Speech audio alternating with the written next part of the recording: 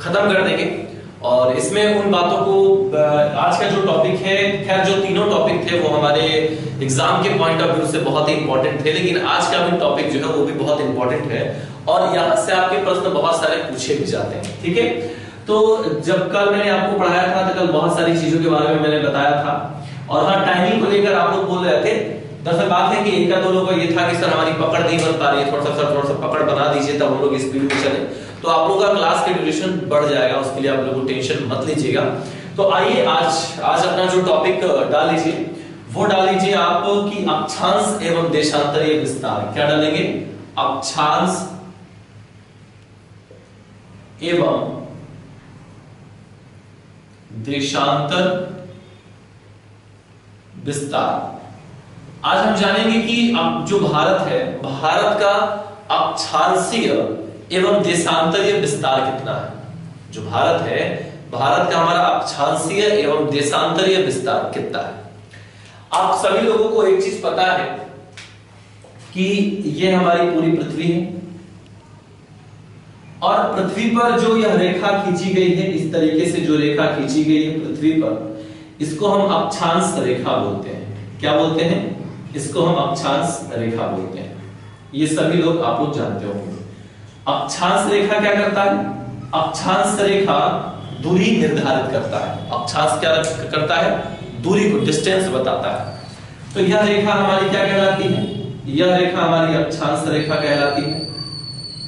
वहीं अगर देखा जाए जो इस मोमेंट पर ऐसे खींचा गया होता है, पूरे पृथ्वी पर खींचा गया है, तो यह जो रेखा कहलाती है यह हमारी देशांतर रेखा कहलाती है। क्या कहलाती है? देशांतर रेखा कहलाती है।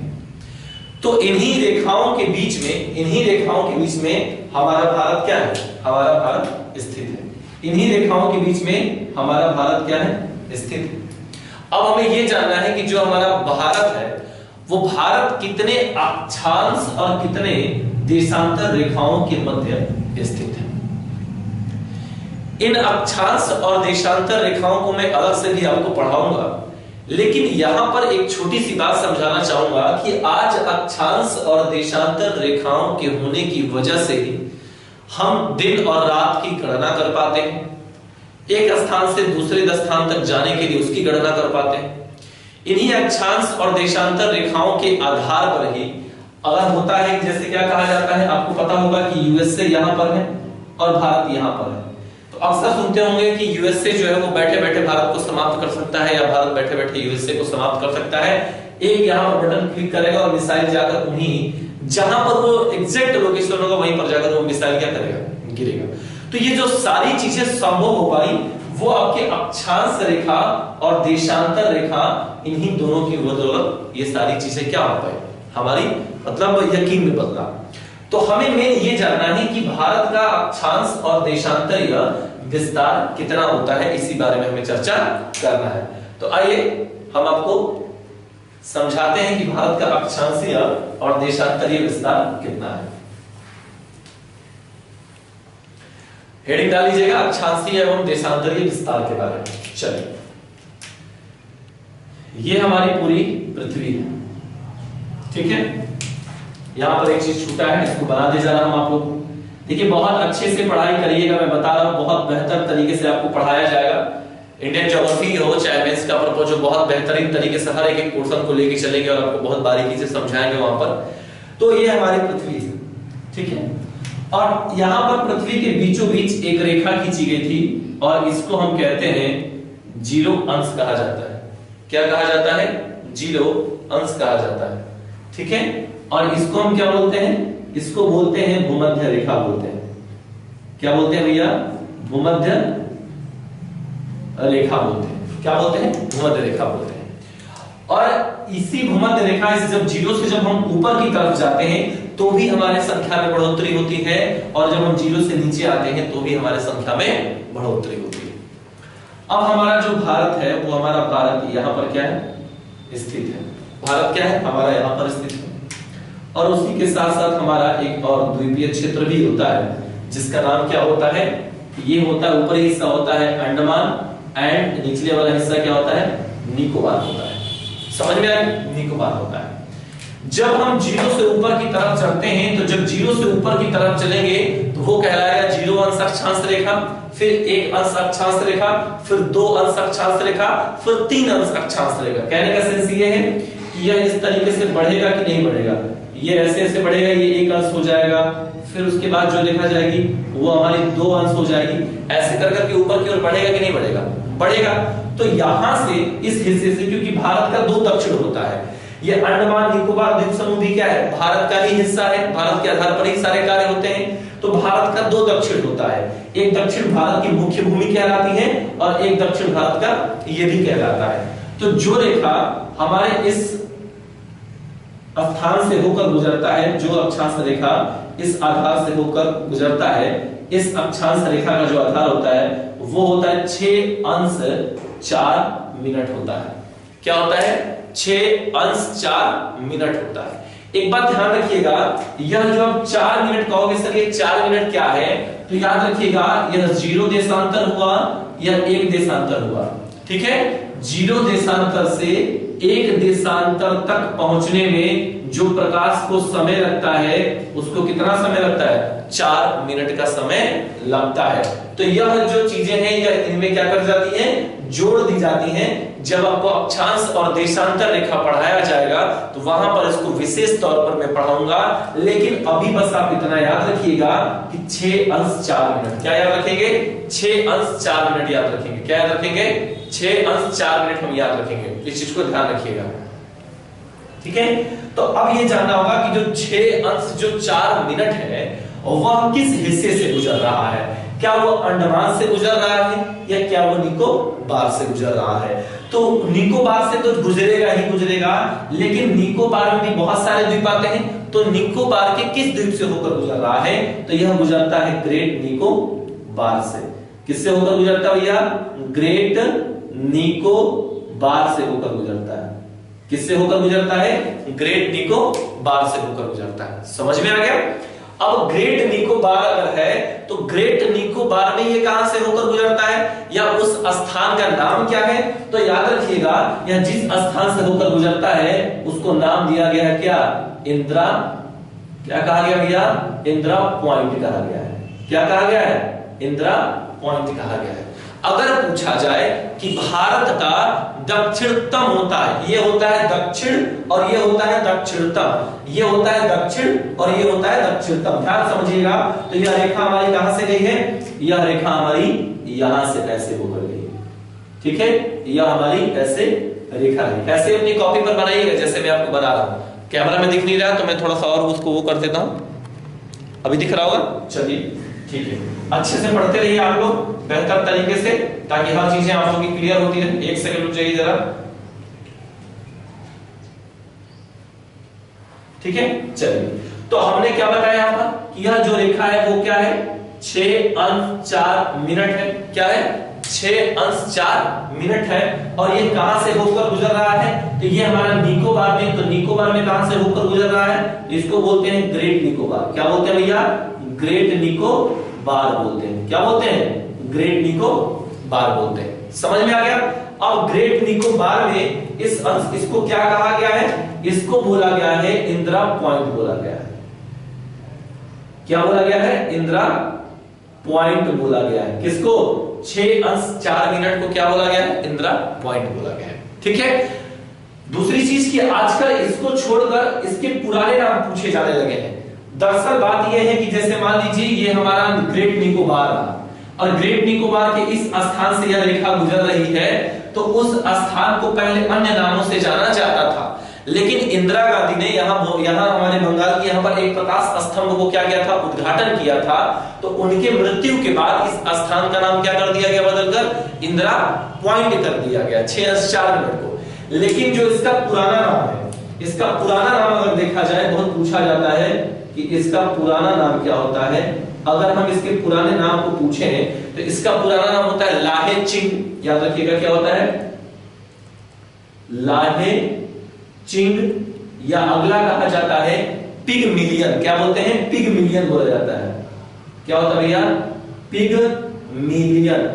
पिग मिलियन बोला जाता है, ठीक है। तो याद रखिएगा कि और ये है क्या हमारा, तो ये भारत का हमारा दक्षिणतम बिंदु है।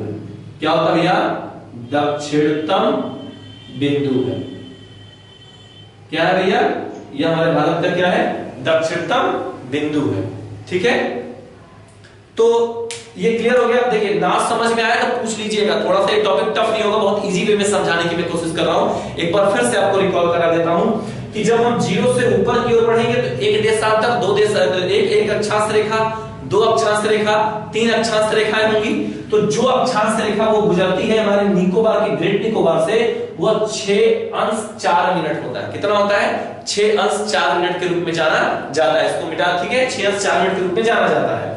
और इसी 6:4 को हम इंदिरा पॉइंट बोलते हैं। जिस स्थान से गुजरता है उसका नाम इंदिरा पॉइंट रखा गया। लेकिन इंदिरा पॉइंट से पहले भी इसको अन्य नाम से जानते थे, जिसको हम लाहे चिंग या पिग्मिलियन के नाम से जानते हैं। क्या जानते हैं, लाहे चिंग या पिग्मिलियन के नाम से जाना जाता है। तो अब आपके पुराने नाम अक्सर पूछे जाते हैं, लेकिन बंगाल की खाड़ी में जो 2004 में जो सुनामी आई थी, उसमें ग्रेट निकोबार का बहुत अधिकांश हिस्सा क्या हो चुका है, अब डूब चुका है। ठीक है, तो इस चीज को भी अपने माइंड में रखे रहिएगा कि भारत का अगर दक्षिणतम बिंदु पूछा जाए तो भारत का दक्षिणतम बिंदु अगर अंश के आधार पर पूछा जाए तो 6:4 होगा। लेकिन अगर वहीं पूछा जाए कि इसको किस नाम से जानते हैं तो इंदिरा पॉइंट, पुराना नाम लाहे चिंग या पिग्मिलियन के नाम से जाना जाता है। ठीक है, इस चीज को भी ध्यान रखिएगा। ठीक है, ठीक है, चलिए आगे हो गया। अब देखिए ये क्या हुआ, ये 6:4 हुआ। अब 6 के बाद क्या आता है, 6 के बाद 7 आएगा, 7 के बाद क्या आता है, 8 आता है। तो जो अक्षांश रेखा हमारे इस हिस्से से होकर गुजरता है वह रेखा कौन सी कहलाती है, वह रेखा कहलाता है 8 अंश। इसको क्या बोलते हैं भैया, यह रेखा कौन सी है, यह रेखा होता है 8:4 कहलाता है। यह रेखा कौन सी कहलाती है, 8:4 कहलाता है। और यह जिस स्थान से होकर गुजरता है, इस स्थान का नाम जानते हैं क्या है, इस स्थान का नाम होता है कन्याकुमारी। क्या होता है भैया, कन्याकुमारी होता है। क्या होता है, कन्याकुमारी। तो प्रश्न पूछा जाए, अगर राज्य पूछेंगे तो राज्य हम यहां पर क्या बोलेंगे कि राज्य हमारा ये क्या है, ये है तमिलनाडु है। क्या भैया, राज्य क्या है, तमिलनाडु। और किस स्थान से होकर गुजरता है तमिलनाडु के, तो कन्याकुमारी से।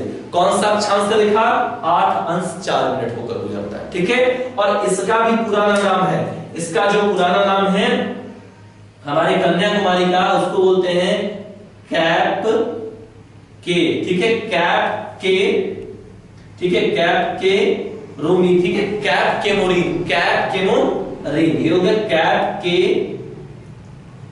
मोरीन। ठीक है, क्या बोलते हैं, कैप के मोरीन बोला जाता है।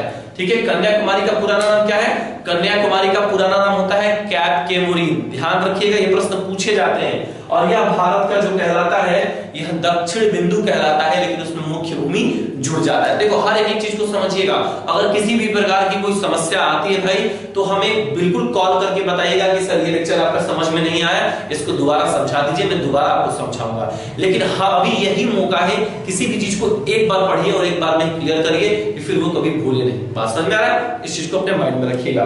आगे आ जाइए, तो ये हमारा जो कहलाता है, यह दक्षिण बिंदु है। क्या भैया, ये हमारी दक्षिणी बिंदु है। ठीक है, बहुत ध्यान से समझिएगा।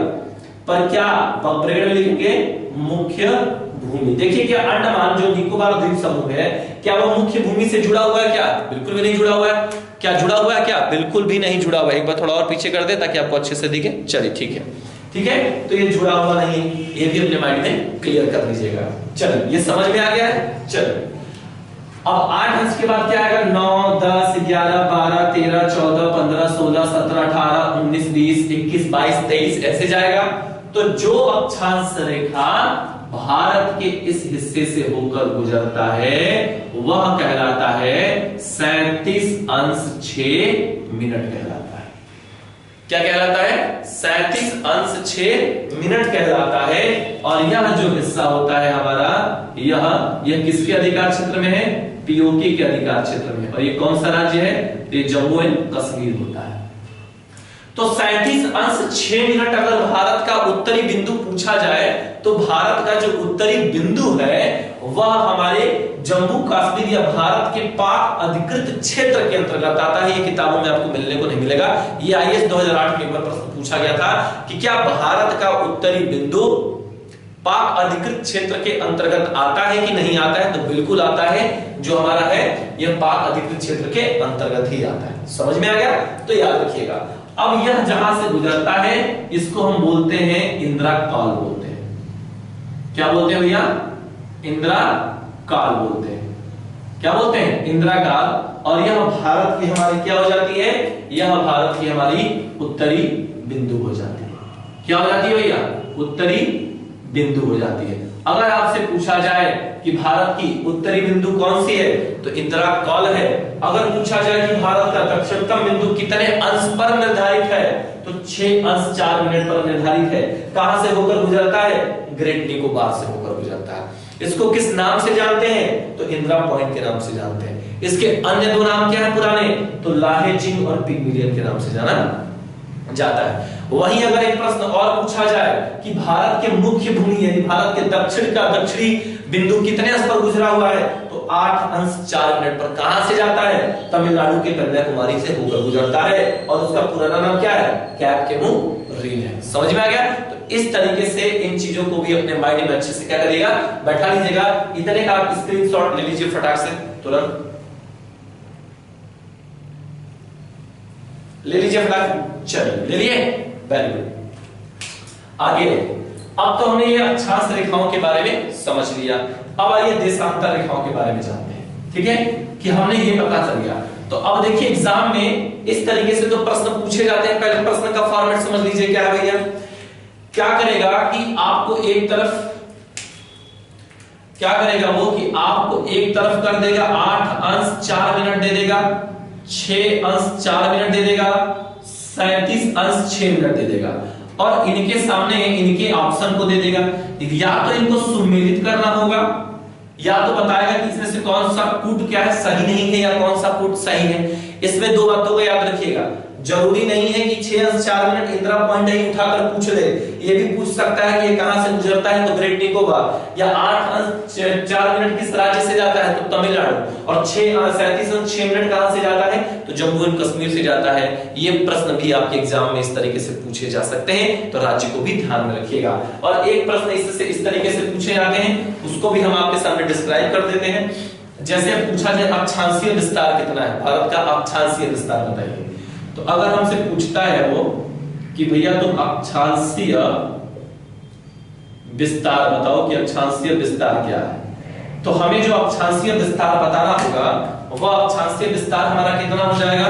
ये हो जाएगा 6 अंश 4 मिनट या 8 अंश 4 मिनट से लेकर कितना हो जाएगा 37 अंश 6 मिनट हो जाएगा। कितना हो जाएगा? 37 अंश 6 मिनट हो जाएगा। ठीक है, तो ये भी याद रखिएगा कितना हो जाएगा। ठीक है, 37 अंश 6 मिनट हो जाएगा। अब यहां पर क्या करेगा वो? अब मान लीजिए ऑप्शन में ऐसे प्रश्न पूछ दे कि भारत का अक्षांशीय विस्तार है, तो मान लीजिए यहां पर कर दे आपका 6 अंश 2 मिनट 37 अंश कुछ भी कर दे, तो उसमें से याद रखिएगा या तो एक ऑप्शन में ये रहेगा या तो ये रहेगा, या तो इन दोनों का पेयर रहेगा या तो इन दोनों का पेयर रहेगा। तो याद रखिएगा जो होंगे वो आप सही कर दीजिएगा। समझ में आ गया? इस प्रश्न इसी तरीके से प्रश्न पूछा जाता है। ठीक है, इस बात को याद रखिएगा। चलिए आगे बढ़ते हैं। अब हम जानेंगे देशांतरीय विस्तार कितना है। तो सबसे पहले अगर आपको देशांतरीय विस्तार जानना है तो यहां पर लिख लीजिए ऐसे करके, देशांतरीय विस्तार लिख लीजिए कि देशांतरीय विस्तार कितना है। देशांतरीय विस्तार अगर देखा जाए तो है हमारा भारत का 68 अंश 7 मिनट से लेके 97 अंश 25 मिनट जो है वो हमारा भारत का देशांतरीय विस्तार माना जाता है। कितना माना जाता है भैया? भारत का देशांतरीय विस्तार कितना है? 68 अंश 7 मिनट से लेकर 97 अंश 25 मिनट हमारा क्या है? भारत का देशांतरीय विस्तार है। तो आइए इसको भी क्लियर करते हैं हम लोग। ये पृथ्वी हो गई हमारी, यहां पर मान लेते हैं यहां हमारा भारत है ऐसे, और ये हुआ। तो यह रेखा हम यहां से ऐसे लेते हैं, यह 0 अंश होता है कि नहीं होता है? होता है। और इधर जब जा रहे हैं, पूर्व की तरफ जा रहे हैं तो भी हमारे नंबर बढ़ेगा, और इधर जा रहे हैं तो भी नंबर बढ़ेगा। तो 0 के बाद क्या होगा? 1 देशांतर, 2 देशांतर, 3 देशांतर, 4 देशांतर, 5 देशांतर होगा कि नहीं होगा? तो जो देशांतर रेखा हमारा, जो देशांतर रेखा भारत के इस हिस्से से होकर गुजरता है वह कहलाता है 68 अंश 7 मिनट कहलाता है।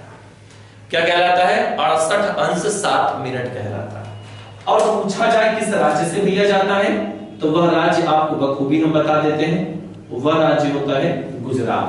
कौन सा राज्य होता है? गुजरात। क्या होता है भैया? गुजरात होता है। और यह क्या कहलाता है? यह भारत का हमारा पश्चिमी बिंदु कहलाता है। क्या कहलाता है? पश्चिमी बिंदु कहलाता है, पहली बात। ठीक। दूसरी बात, आपको एक चीज पता होना चाहिए कि यह जो क्षेत्र है यह कच्छ का रण है। क्या है? कच्छ का रण है। तो इसको दो नाम से जाना जाता है, इसके पश्चिमी बिंदु को। एक तो कहते हैं सरक्रिक कहा जाता है, सरक्रिक। पता होगा कि भारत और पाकिस्तान का 24 अंश अक्षांश रेखा के तहत इस स्थान पर क्या चलता है? विवाद चलता है, भारत और पाकिस्तान का। कहता है, पाकिस्तान कहता है कि भाई गुजरात का हमारा इतना हिस्सा है, हमें वापस कर दो, और काफी इस यहाँ पर तनावपूर्ण स्थिति रहती है। ठीक है, तो याद रखिएगा कि 24 अंश अक्षांश रेखा कभी पूछ दे कि किस चीज के लिए फेमस है, तो बता दीजिएगा सरक्रिक के लिए फेमस है, जो भारत और पाकिस्तान के लिए विवाद चलता है। और वहां से यह रेखा हमारी क्या करती है? गुजरती है। तो एक नाम हम इसको क्या बुलाते हैं? सरक्रिक कहते हैं। और वहीं पर एक स्थान भी है, एक छोटा सा पठारी क्षेत्र है, तो उसका स्थान जो होता है उसको बोलते हैं गुहार मोती बोलते हैं। क्या बोलते हैं भैया? गुहार मोती बोलते हैं। तो पहली बात कि भारत का पश्चिमी बिंदु कितने अंश पर निर्धारित किया गया है? तो 68 अंश 7 मिनट पर निर्धारित किया गया है। और उसको किस नाम से जानते हैं? तो सरक्रिक या गुहार मोती के नाम से जाना जाता है। ये भी आप अपनी कॉपी पर नोट कर लीजिएगा। क्लियर है? चलिए, 68 हो गया, 69, 70, 71, 72, 73, 74, 75, 76, 77, 78, 79, 80, 81, 82 जाएगा नहीं जाएगा? जाएगा। तो ठीक उसी तरीके से यहां पर जो है हमारी एक रेखा यहां से गुजरती है, और यह जो रेखा गुजरती है यह होती है क्या? 97 अंश 25 मिनट होती है। क्या होती है भैया? 97 अंश 25 मिनट होता है। और यह किस राज्य से होकर गुजरता है? तो यह जो राज्य होता है वह अरुणाचल प्रदेश होता है। क्या होता है भैया? अरुणाचल, याद रखिएगा, प्रदेश होता है। ठीक है। और यह क्या है? यह हमारी भारत की क्या कहलाती है? पूर्वी बिंदु कहलाती है। यानी भारत का जो पूर्वी हिस्सा है वो कितने देशांतर के मध्य, कितने देशांतर पर टिका हुआ है? 97 अंश 25 मिनट पर क्या है? टिका हुआ है। और इसी 97 अंश 25 मिनट को हम यहाँ पर दो नाम से जानते हैं, ध्यान रखिएगा। देखिए, बहुत इंपॉर्टेंट है, हर एक चीज को मैं बहुत बारीकी से बता रहा हूं, इसलिए ज्योग्राफी इस बार पढ़ने के बाद ऐसा पढ़िएगा कि दोबारा आपको पढ़ना ना पड़े, पूरी लाइफ में कभी ना पढ़ना पड़े। तो इसको जो हम बोलते हैं, इसको हम किबदू के नाम से जानते हैं। क्या बोलते हैं? किबदू। क्या बोलते हैं? भारत का पूर्वी बिंदु क्या है? किबदू। क्या है? किबदू है। या एक नाम और हम जानते हैं जिसका नाम होता है वलांगू। क्या बोलते हैं? वलांगू। यह दो नाम जो है इस क्षेत्र में है। तो इसलिए भैया याद रखिएगा कि भारत का जो पूर्वी बिंदु है वह 97 अंश 25 मिनट पर निर्धारित है, जिसे किबदू या वलांगू के नाम से जाना जाता है। किस नाम से? जिसे किबदू या वलांगू के नाम से जाना जाता है। तो यह पूरा का पूरा हमारा क्या रहा? भारत का अक्षांशीय और देशांतरीय विस्तार रहा। समझ में आ गए? और एक चीज और ध्यानपूर्वक नोट पे लिख लीजिएगा। क्या लिखेंगे वो हम बता देते हैं आपको। याद रखिएगा, उत्तर से दक्षिण तक, उत्तर से दक्षिण तक कुल कितने अक्षांश रेखा है? याद रखिएगा 30 अक्षांश रेखा। कितने भैया? 30 अक्षांश रेखा। कहां से? उत्तर से दक्षिण तक और पश्चिम से पूर्व तक 30 देशांतर रेखाएं गुजरती हैं। यानी दोनों क्या है? बराबर, लगभग रहेगा, एग्जैक्ट नहीं, वैसे करेंगे तो 29 आएगा। लगभग माना गया है कि भारत से 30 देशांतर रेखाएं और 30 अक्षांश रेखाएं क्या करती हैं? गुजरती है। तो इस बात को भी अपने माइंड में बैठा लीजिएगा कि भारत से 30 अक्षांश रेखा और 30 देशांतर रेखाएं लगभग क्या करती हैं? गुजरती हैं। तो ये हमारा पूरा का पूरा फॉर्मेट क्या था, अक्षांश और देशांतरीय रेखा के बारे में था। समझ गए? एक बार पूरा का पूरा स्क्रीनशॉट ले लीजिए फटाक से, जल्दी से फटाक से ले लीजिए, जल्दी से सारी चीजों को उतारिएगा बहुत अच्छे से।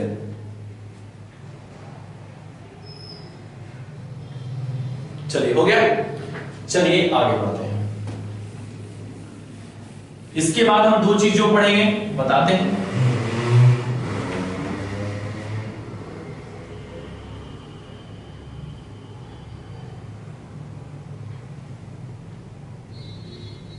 चलिए ठीक है, अगला जो टॉपिक होगा वो अगला टॉपिक तो होगा हमारा, अगले टॉपिक में हम पढ़ेंगे क्या, कर्क रेखा के बारे में पढ़ेंगे, ये भी इंपॉर्टेंट है। और दूसरा पढ़ेंगे भारतीय मानक समय रेखा। क्या पढ़ेंगे? भारतीय मानक समय रेखा पढ़ेंगे। ठीक है, क्या पढ़ेंगे? भारतीय मानक समय रेखा। ये दो बहुत महत्वपूर्ण हमारे कॉन्सेप्ट हैं, जहां से प्रश्न आपके आते रहते हैं। तो चलिए इनको क्लियर करते हैं। पहले सबसे पहले कर्क रेखा क्लियर करेंगे। किसको? कर्क रेखा। ये हमारा हो गया पृथ्वी, और हमारे यहां मुख्य 3 रेखाओं का सबसे विशेष है, जो एग्जाम के पॉइंट ऑफ व्यू से भी देखा जाए या जिनको निर्धारित भी किया गया है। और आपको पता होना चाहिए कि भारत जो पृथ्वी है वो सीधे नाव पर कितने 23.5 अंश के झुकाव पर है, या सीधी सीधी भाषा में कह रहे हैं कि पृथ्वी के केंद्र से पृथ्वी के सरफेस पर खींची गई कोणीय दूरी ही क्या कहलाती है? अक्षांश रेखा कहलाती है। और जो कोणीय दूरी खींची गई वो कितनी होती है? 23.5 अंश की होती है। तो उसको क्या करते हैं, उसको हम यहाँ से ऐसे मिला देते हैं और उसको यहाँ से हम ऐसे मिला देते हैं। आप लोग इतना तो जानते ही होंगे। तो इसको हम क्या बोलते हैं? इसको कर्क बोलते हैं, इसको विषुवत, और इसको क्या बोलते हैं? मकर रेखा बोलते हैं। इन 3 रेखाओं से भारत से तो खैर एक ही रेखा गुजरती है, लेकिन विश्व का जब भूगोल हम पढ़ते हैं तो इन 3 रेखाओं से पूछे जाने के प्रश्न की क्या होती है? अहमियत बहुत ज्यादा बढ़ जाती है। मतलब यहां से प्रश्न बहुत ज्यादा ही पूछे जाते हैं, अच्छे अच्छे प्रश्न बनते हैं यहां से। तो विश्व में इनको बहुत विशेष से पढ़ेंगे। लेकिन अभी फिलहाल में भारत से मात्र और मात्र कौन सी एक रेखा गुजरती है? कर्क रेखा, और ठीक बीचों बीच होकर गुजरती है। समझ गए? तो कहां से गुजरती है इसको हम आपको पॉइंट आउट करते हैं बहुत अच्छे से, ध्यान दीजिएगा। ये ऐसे रेखा गई और यह रेखा हमारी ऐसे आ गई। ठीक है, थोड़ा मोटा कर दें। ये हमारी, यह जो भारत के ठीक जो बीचों बीच गुजरी है, यह रेखा हमारी कौन सी कहलाती है? यह रेखा हमारी कहलाती है 23.5 अंश पर निर्धारित की गई। कितने अंश पर निर्धारित की गई है भैया? 23.5 अंश पर। इसको क्या बोलते हैं? इसको कर्क रेखा बोलते हैं। क्या बोलते हैं भैया? कर्क रेखा बोलते हैं। इंग्लिश में क्या बोलते हैं? इंग्लिश में कैंसर बोलते हैं। क्या बोलते हैं? इंग्लिश में कैंसर बोलते हैं। समझ में आ गया? चलिए पहला प्रश्न की कर्क रेखा भारत के कितने राज्यों से होकर गुजरती है? तो यह भारत के कितने राज्यों से होकर गुजरती है? 8 राज्यों से होकर गुजरती है, सबको पता होगा। कर्क रेखा भारत के कितने राज्यों से होकर गुजरती है? 8 राज्यों से। कौन कौन सा? गुजरात। दूसरा कौन सा आता है भैया? दूसरा आता है राजस्थान। तीसरा कौन सा आता है? तीसरा आता है मध्य प्रदेश। चौथा कौन सा आता है? चौथा होता है छत्तीसगढ़। पांचवा कौन सा होता है? पांचवा होता है झारखंड। छठा कौन सा होता है? तो छठा होता है पश्चिम बंगाल। फिर कौन सा होता है? त्रिपुरा। फिर कौन सा होता है? तो ये होता है मिजोरम। कौन सा होता है भैया? मिजोरम। इन 8 राज्यों से होकर हमारी कर्क रेखा क्या करती है? गुजरती है 8 राज्यों से। समझ में आ गया? लेकिन अगर पूछा जाए कर्क रेखा से प्रश्न की पश्चिम की ओर से, जब पश्चिम की ओर कर्क रेखा किस राज्य से प्रवेश करती है, तो आप गुजरात बताओगे। या पूछे पूर्व से और तो मिजोरम बता दोगे। समझ में आ गया? ये 2 तरह के प्रश्न होते हैं। दूसरी बात कि जो कर्क रेखा है वह भारत को लगभग 2 बराबर भागों में क्या करती है? विभाजित करती है। अगर यह प्रश्न पूछा जाए कि भारत में ऐसी कौन सी रेखा है जो भारत को लगभग 2 बराबर भागों में क्या करती है? विभाजित करती है, तो याद रखिएगा वह कौन सी रेखा है? कर्क रेखा है। वो कौन सी रेखा है? कर्क रेखा है। और कर्क रेखा को माही नदी के बारे में सुने होंगे, जो मध्य प्रदेश से निकलती है, और माही नदी कर्क रेखा को 2 बार क्या करती है? काटती है। कौन सी नदी? माही नदी कर्क रेखा को कितनी बार काटती है? 2 बार काटती है। तो ठीक है, ये तो हम जान गए कि 2 बार काटती है, लेकिन लीजिए नया प्रश्न है आपके लिए, नोट कर लीजिएगा कॉपी पर। अभी तक ये प्रश्न पूछा नहीं गया है, यह पूछा जा सकता है कि माही नदी, ठीक है तुमने कहा कि कर्क रेखा को 2 बार काटती है, लेकिन किस किस स्थान पर ये 2 बार काटती है? तो याद रखिएगा, यह पहली बार कर्क रेखा को मध्य प्रदेश में काटती है और दूसरी बार यह राजस्थान में काटती है। तो कर्क रेखा को माही नदी एक बार मध्य प्रदेश में काटती है और दूसरी बार राजस्थान में काटती है। समझ में आ गया? ये भी चीज क्लियर रखिएगा। उसके बाद इन 8 राज्यों से जो हमारी कर्क रेखा गुजरती है, इसकी सर्वाधिक हिस्सा हमें सबसे ज्यादा किस राज्य में देखने को मिलता है? तो इसका सर्वाधिक हिस्सा हमें मध्य प्रदेश में देखने को मिलता है। ये सारे प्रश्न आपके नए हैं, नोट करते रहिएगा कॉपी पर। ठीक है, पूछा जाए कि कर्क रेखा का सर्वाधिक विस्तार किस राज्य में है? तो मध्य प्रदेश में है। किस राज्य में भैया? मध्य प्रदेश में है। समझ में आ गया? इस चीज को भी अपने ध्यान पर अच्छे से रखे रहिएगा, क्योंकि यह भी टॉपिक हमारा क्या है? महत्वपूर्ण है। कभी कभी आपको क्रम लगाने के लिए देता है कि पश्चिम से पूर्व या पूर्व से पश्चिम, तो याद रखिएगा पूर्व से लेंगे तो पहले मिजोरम आएगा, फिर त्रिपुरा, पश्चिम बंगाल, झारखंड, छत्तीसगढ़, मध्य प्रदेश, राजस्थान और गुजरात होगा। अगर पश्चिम से पूर्व लेंगे तो गुजरात, राजस्थान, मध्य प्रदेश, छत्तीसगढ़, झारखंड, पश्चिम बंगाल, त्रिपुरा और मिजोरम होगा। इस चीज को माइंड में एकदम सेट कर लेना कि फिर कभी लाइफ में भूले नहीं है। बात एकदम समझ में आ रही है? तो बिल्कुल यार ऐसे ही आप लोग बहुत अच्छे तरीके से पढ़ो और बहुत अच्छे तरीके से मैं भी आप लोगों को हर एक चीज क्लियर करा के पढ़ाते रहूंगा। ठीक है, चलिए नेक्स्ट आते हैं। नेक्स्ट की टॉपिक जो होगी वो भी बहुत इंपॉर्टेंट है। नेक्स्ट जो है वो है इंडियन स्टैंडर्ड टाइम। क्या है? Indian standard time. क्या है? इंडियन स्टैंडर्ड टाइम है, यानी भारतीय मानक समय। लेकिन इससे पहले थोड़ी सी हम कुछ आपसे बातें करेंगे। आपको पता होना चाहिए कि हर देश का एक अपना मानक समय होता है और ये मानक समय जो है वो देशांतर रेखाओं के आधार पर निर्धारित किया जाता है। हमेशा समय का जो निर्धारण होता है वो देशांतर रेखाएं करती हैं। तो इसी तरीके से भारत का भी अपना क्या है? एक भारत में मतलब मानक समय रेखा है। लेकिन अगर अभी एक मेंस में ऐसा प्रश्न बन सकता है कि लगातार भारत का पूर्वी राज्य भारत के 2 मानक समय रेखा का क्या करते हैं? मांग करते हैं, लेकिन उनको यह अभी तक भी प्रस्तावित उनको अभी तक अलाउ नहीं किया गया है। ठीक है कि नहीं, भारत का 2 भारतीय मानक समय रेखा होना चाहिए। अभी भी क्या है? एक ही। तो आखिर ऐसा रीजन क्या है? और यह बात आप हमें बताइएगा कि क्या भारत का वाकई में 2 भारतीय मानक समय रेखा होना चाहिए कि नहीं होना चाहिए? लेकिन प्रश्न अपने दिमाग में ध्यान रखिएगा, पूर्वी राज्य को ध्यान में रखते हुए प्रश्न को लिखना है। यह मेंस का क्वेश्चन है, आने वाले टाइम में आपसे पूछा जा सकता है। यह जनवरी फरवरी की बात है।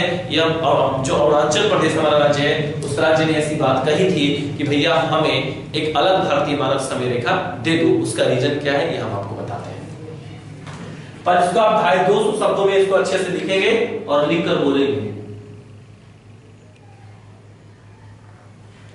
ठीक है, चलिए बात क्या है? आप सभी को पता है कि यह हमारी पृथ्वी है और पृथ्वी पर जो सूर्य उदय होता है वह ईस्ट से होता है। सबसे पहले सूर्य उदय कहां पड़ता है? पृथ्वी के पूर्वी हिस्से पर पड़ता है। सबसे पहले सूर्य का प्रकाश पृथ्वी के किस हिस्से पर पड़ता है? पूर्वी हिस्से पर पड़ता है। और भारत का भी ये भी हिस्सा कहां आता है? पूर्व में आता है। तो भारत के पूरे भारतीय क्षेत्र में सबसे पहले सूर्य उदय कहां होता है? पहला प्रश्न अगर ये रहा जाए तो सबसे पहले अगर सूर्य उदय की बात करें तो सबसे पहले सूर्य उदय कहां होता है? अरुणाचल प्रदेश में होता है। कहां होता है भैया? अरुणाचल प्रदेश में सबसे पहले सूर्य उदय होता है। तो जरा एक बात बताओ, अगर यहां पर 5 बजे सूर्य उदय हो रहा है तो उस समय गुजरात में कितना समय हो रहा होगा? पहला प्रश्न है कि अगर 5 बजे यहां पर 5 बजे अरुणाचल प्रदेश में सूर्य उदय हो रहा है तो गुजरात में कितना बज रहा होगा? तो आपका जवाब आता है सर 7 बज रहा होगा। बल्कि यह आंसर क्या होता है? गलत होता है। जब पृथ्वी पश्चिम से पूर्व दिशा की ओर मूव करती है, ये पृथ्वी है, ये इसका उत्तर है, ये दक्षिण है, ये पूरब है, ये पश्चिम है। पृथ्वी पश्चिम से पूर्व ऐसे नहीं घूमती है, ऐसे घूमती है। तो सूर्य का सबसे पहला प्रकाश कहां पड़ेगा? इस हिस्से पर पड़ेगा, तो उजाला यहां पर सबसे पहले होगा। लेकिन यहां पर अंधेरा ही तो रहेगा ना। जब यह ऐसे घूमेगी तो यह मूवमेंट, जो ये वाला हिस्सा, पूर्वी हिस्सा, जब वो यहां आएगा और पश्चिमी जब यहां आएगा तो यहां पर क्या होगा? प्रकाशित होगा। तो यहां पर अगर 5 बज रहा है तो यहां पर कितना बजेगा? यहां पर 3 बजेगा। अगर ये फॉर्मेट समझ में नहीं आएगा तो कॉल करके हमसे पूछ लीजिएगा, फिर से बता दूंगा, या कमेंट बॉक्स में कमेंट कर दीजिएगा। तो एक बात देखा गया कि सूर्य का जो प्रकाश है वह अरुणाचल प्रदेश से लेकर चलकर गुजरात तक उसको पहुंचने में कितने घंटे का समय लगता है? 2 घंटे का समय लगता है। कैसे? अभी बताया थोड़ी देर पहले कि भारत से लगभग 30 देशांतर रेखाएं गुजरती है। कितनी? 30 देशांतर रेखा है। तो एक देशांतर बराबर कितना होता है? 4 मिनट होता है। तो भैया 30 गुणे 4 कर दो, 120 होगा। घंटे में बदलो, 2 घंटा होगा कि नहीं होगा? होगा। तो भाई अगर अरुणाचल प्रदेश में अगर सबसे पहले सूर्य उदय होगा तो यहाँ के लोग जल्दी उठेंगे कि नहीं उठेंगे? किनकी अपेक्षा? इन क्षेत्रों की अपेक्षा। अगर जल्दी उठेंगे तो वहां का कार्यालय, वहां का यातायात, यहाँ वहां के सभी कार्य हमारे इस क्षेत्रों से सबसे पहले होंगे कि नहीं होंगे? अगर सूर्य उदय सबसे पहले हो रहा है तो सूर्यास्त भी क्या होगा? सबसे जल्दी होगा। यानी इनकी अपेक्षा यहाँ पर लोग जल्दी से क्या करेंगे? विश्राम पर लग जाएंगे। तो बड़ा मुश्किल होता है इन लोगों को इस तरीके से मैनेज करने में। तो यह बात जब भूगोलवेताओं को, वैज्ञानिकों को पता चला तो उन्होंने कहा कि नहीं रे भाई, ऐसा करना ठीक नहीं है। भारत का भी एक अपना मानक समय होना चाहिए और इस अंतर को खत्म करने के लिए, इस विभिन्नता को खत्म, दरअसल यह जो विभिन्नता है वो वर्तमान समय में भी है, लेकिन इस विभिन्नता को हमेशा के लिए खत्म करने के लिए एक भारत का मानक समय निर्धारित किया गया। और जो भारत का जो मानक समय निर्धारित किया गया वह भारत का मानक समय यहां से गुजरता है और उसका क्या नाम होता है? उसका नाम होता है, इसको कहते हैं 82.5 अंश पूर्वी देशांतर बोला जाता है। क्या बोला जाता है? 82.5 अंश पूर्वी देशांतर बोला जाता है। और इसी 82.5 अंश पूर्वी देशांतर को भारत का इंडियन स्टैंडर्ड टाइम क्या कर दिया गया? निर्धारित कर दिया गया। समझ में आ रहा है? लेकिन यह निर्धारित हो जाने से हम इनको नहीं बदल पाए आज तक, क्योंकि यह प्रकृति के द्वारा है। लेकिन आज भी अरुणाचल प्रदेश भारतीय मानक समय रेखा को ही मानता है। लेकिन मानने से क्या होगा? क्या अगर हम इसको अरुणाचल प्रदेश इस रेखा को मान लेता है तो ठीक है, लेकिन सूर्य उदय तो उसी टाइम पर होगा, होगा कि नहीं होगा? तो इसका इस अरुणाचल प्रदेश पूर्वी राज्यों को इसकी तकलीफों का थोड़ा सा सामना करना पड़ता है। इसीलिए वह बार बार कहते हैं कि भारत का 2 मानक समय रेखा निर्धारित कर दिया जाए। यह भी हाल ही का प्रश्न बना भी है और पूछा भी जा सकता है आपके एग्जाम में। तो यह आपकी जिम्मेदारी है कि आप हमें व्हाट्सएप पर जरूर भेजेंगे कि क्यों भारत का मानक समय 2 होना सही है या गलत है। इसका संक्षिप्त वर्णन करिए मात्र 150 शब्दों में। ठीक है, इसको निर्धारित कर दिया गया। अब जो कहा गया, इसका जो निर्धारण किया गया, मानक माना गया, पहले तो इलाहाबाद के नैनी से माना गया था, लेकिन अब कहां पर माना गया है? मिर्जापुर माना गया है। तो ये क्या हो जाएगा भैया? मिर्जापुर हो जाएगा। क्या हो जाएगा? मिर्जापुर हो जाएगा। समझ में आ गया? और भारतीय मानक समय रेखा भारत के किन किन राज्यों से होकर जाएगा?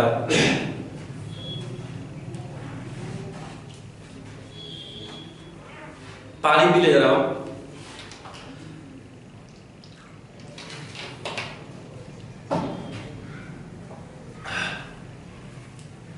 तंसील में प्रॉब्लम होने लगती है बहुत ज्यादा, बोलने पर वोटिंग्स आने लगता है। चलिए, तो ये किस किस राज्यों से होकर जाता है? तो मिर्जा देखा जाए भारतीय मानक समय रेखा पहला कहां से आता है? उत्तर प्रदेश, मध्य प्रदेश, छत्तीसगढ़, उड़ीसा और आंध्र प्रदेश। इन 5 राज्यों से होकर हमारा कौन सा रेखा गुजरता है? भारतीय मानक समय रेखा। यानी भारतीय मानक समय रेखा भारत के कितने राज्यों से होकर जाता है? 5 राज्यों से होकर जाता है। कितने राज्यों से होकर जाता है, 5 राज्यों से होकर जाता है। समझ में आ गया। और एक प्रश्न यह भी पूछा गया है कि कर्क रेखा और भारतीय मानक समय रेखा एक दूसरे को किस राज्य में क्रॉस करते हैं या काटते हैं। तो याद रखिएगा, यह काटते हैं छत्तीसगढ़ में। यहां पर दिखा देता हूं, क्या काटते हैं भैया, छत्तीसगढ़ में एक दूसरे को क्या करते हैं, क्रॉस करते हैं। तो इस तरीके से हमने भारत का भारतीय मानक समय रेखा निर्धारित किया। ठीक है। एक प्रश्न और पूछा जाता है, जैसे मान लो हमने यहां पर अपने 82.5 अंश क्या कर दिए, हमने निर्धारित कर दिए। और आपको पता होना चाहिए कि यहां पर 0 अंश माना जाता है देशांतर को, जिसे प्रमुख समय देशांतर रेखा भी कहते हैं। और यहां पर हमारा क्या होता है, लंदन होता है। क्या होता है, लंदन होता है। और लंदन में ही किसका निर्धारण किया गया था, GMT यानी ग्रीन मीन टाइम का निर्धारण, ग्रीनविच समय रेखा का क्या किया गया है, निर्धारण किया गया है। तो एक प्रश्न बनता है कि क्या भारतीय यानी इंडियन स्टैंडर्ड टाइम GMT से कितने घंटे आगे है। तो यार अगर ज्यादा दिक्कत हो तो अब 4 से गुणा कर दो, जो निकलेगा घंटे में बदलना 5.5 घंटे आ जाएगा। या समझ लेना कि 82.5 अंश से हमें लंदन तक पहुंचने में जो सूर्य का प्रकाश का समय लगता है वो 5.5 घंटे का लगता है। तो ये याद रखिएगा कि ग्रीनविच समय, भारतीय मानक समय रेखा ग्रीनविच समय रेखा से कितने घंटे आगे चलता है, 5.5 घंटे आगे चलता है। समझ में आ गया। तो ये आपका कॉन्सेप्ट रहा, जिसके बारे में मैंने आपको बहुत सारी चीजें आज बताई हैं। आज हमने भारत का अक्षांशीय देशांतरीय विस्तार आपको समझाया, फिर आपको कर्क रेखा समझाया, और फिर आपको पूर्वी देशांतर भारतीय मानक समय रेखा के बारे में समझाया। ठीक है। कल इस क्लास का विविध होगा, सोच रहे हैं कि विविध आपको पढ़ा दिया जाए। कभी कभी नॉर्मल एग्जाम्स में उससे क्वेश्चन बन जाते हैं। इंडिविजुअल ज्योग्राफी का मतलब ही यही होता है कि हर एक बारीक बारीक चीजों को पूछा जाता है या पढ़ाया जाता है। तो उम्मीद करते हैं कि यह लेक्चर आपको पढ़कर तबीयत खुश हो जाएगी और बहुत मजा आया होगा। सो रिप्लाई जरूर करिएगा कमेंट्स में, और किसी भी तरह की कोई भी प्रॉब्लम होगी तो आप हमें जरूर कॉल करके हमसे पूछ सकते हैं। ठीक है। और दूसरी बात, जो आपको प्रश्न दिया गया है वो हम आपके बैच में भेज देंगे लिखकर, उस पर जरूर आप 150 शब्द लिखकर हमें भेजिएगा। तो thank you very much and जय हिंद।